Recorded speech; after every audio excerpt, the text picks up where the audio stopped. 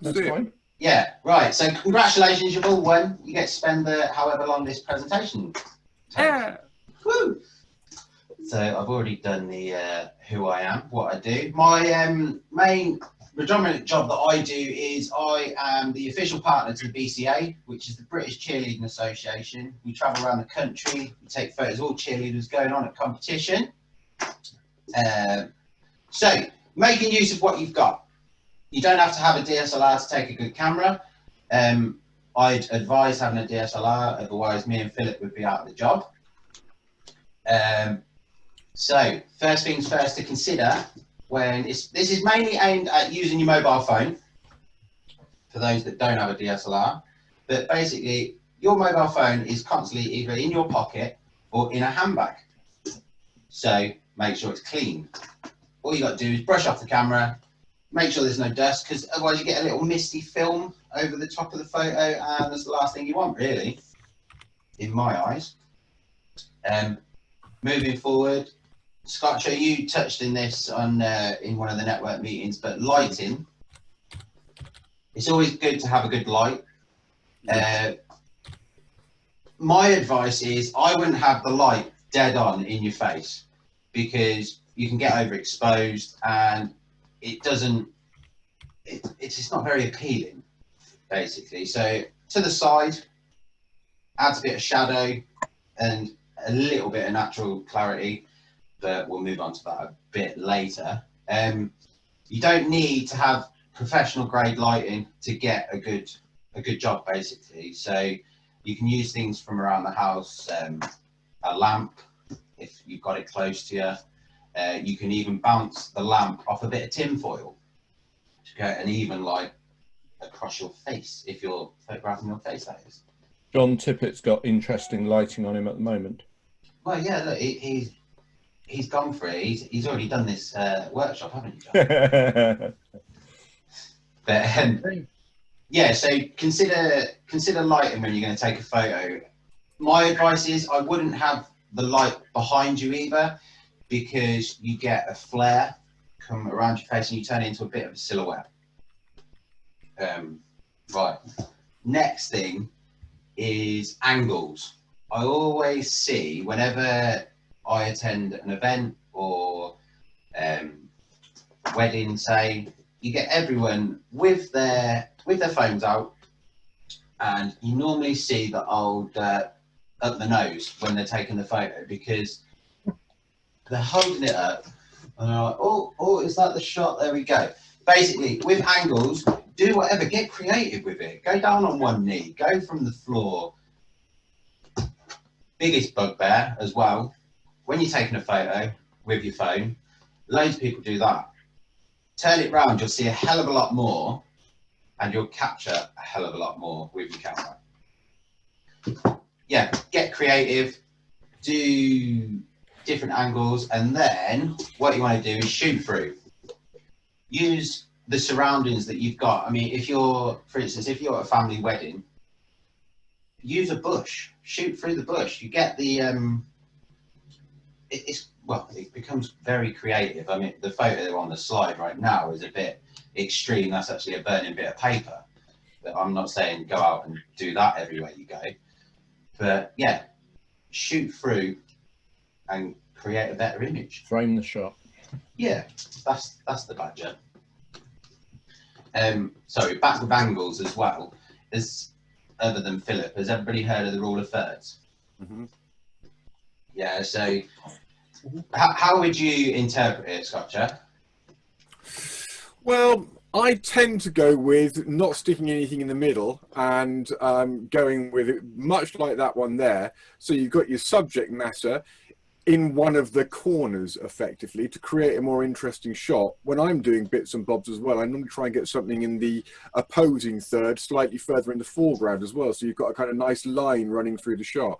But the official stuff, couldn't tell you. I've just heard of it and kind of feel it out. No, yeah, no, you're exactly right there. And a lot of people, they use the boxes. I mean, you normally get this, you can pull up the grid on a DSLR, but on a camera phone as well, or any phone now, you can actually pull up the grid. A lot of people use the blocks. or use the boxes to capture the photo, but it is all about the intersection point as well. So where I've highlighted the red dots, can you notice how the eyes are just above the lines and the nose is directly on the intersection point? So it is about using that and framing your picture in a way that becomes really good, to be fair. So obviously shoot through. Right, I do a lot of portraits. So when I'm not doing events, I photograph schools. And who here takes pictures of their family and gets their family to say cheese? I thought he was going to say who takes photos of schools then, which would have been a bit... No. So a lot of people, the natural word is say cheese. But if you do that, you get a grimacing face 9 times out of 10. Because, well, in my eyes from doing it, you've got to elongate the word. So a word that I would advise is strawberries. And you capture the photo on breeze. Because you've got the mouth naturally moving on straw, and then the smile comes in when it says breeze. So if you wanted to try it out with yourself and you say it slowly, just go straw breeze, the smile comes out, you capture the photo on breeze. And where did you get those photos of my family anyway? Don't like to say. Who I hope are watching on Facebook Live. So yeah, when a word I'd advise against as well, if you're going to do it, is like sausages, bananas, because again you get a grimacing face. So you've got all these photos that you've taken. Say you're going to use them for your social media for your business. You want to obviously capture the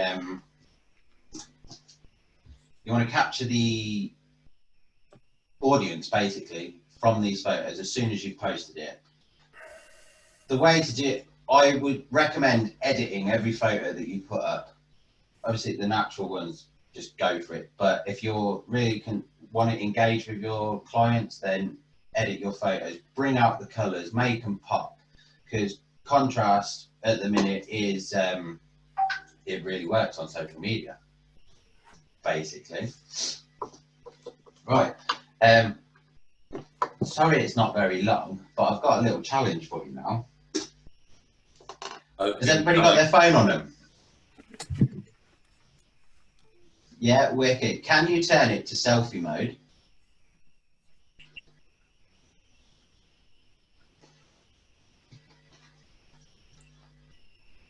And then with the screen in the background, or your screen, whatever you're watching this on, can you take a selfie? But you've got to do it with a crazy face. Usual, isn't it? Yeah, Scott, just your normal face, that is. There we go.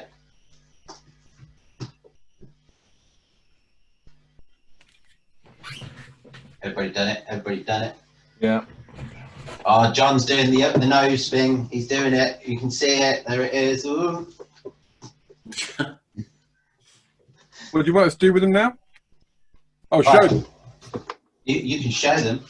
That makes or post them on your LinkedIn and tag me in it. sense. Show them. No chance. No. Well, customers seeing that. Bit of fun.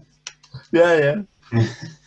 But yeah, so I will admit this is my first time doing anything like this, so it may have come across a bit short, but No, it's good. Good information, John. if you've got any questions, fire away. What sort of editing software do you use, Charlie? So obviously I use Photoshop and Lightroom, but there are other alternatives out there that are free. You can download loads of apps. Or if you're going to do it on your phone's got editing capabilities. Right.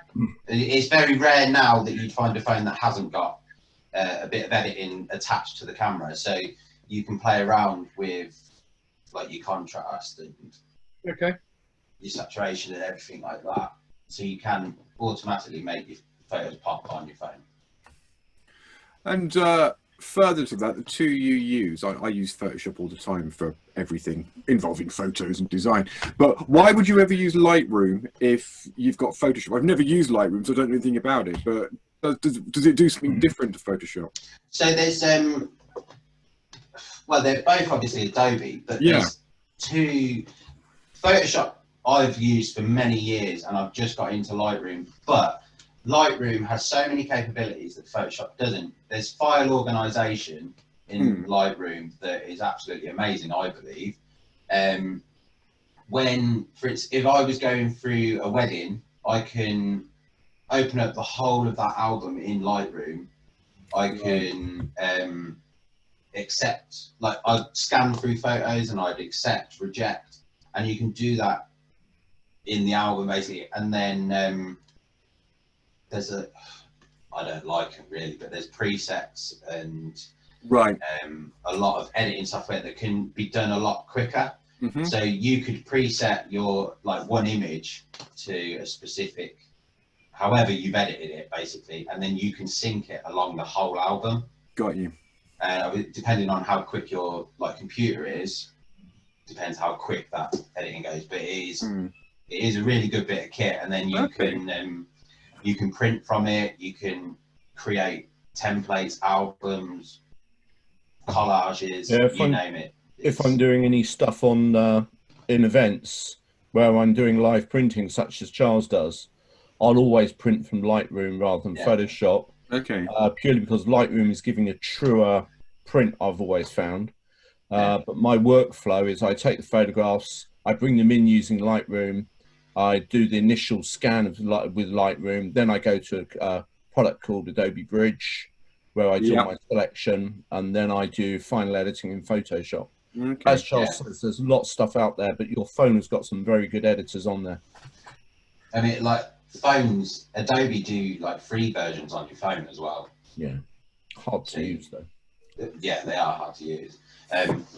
But no, there are a lot out there that you can use. If Lightroom, I would recommend for stuff like me and Philip would do with the bulk. If you do want to go for a bulk load, you can pick it up, and there's especially if you've got one image that you want to edit, you can lay it out so you've got before and after, and scan through it that way. Okay.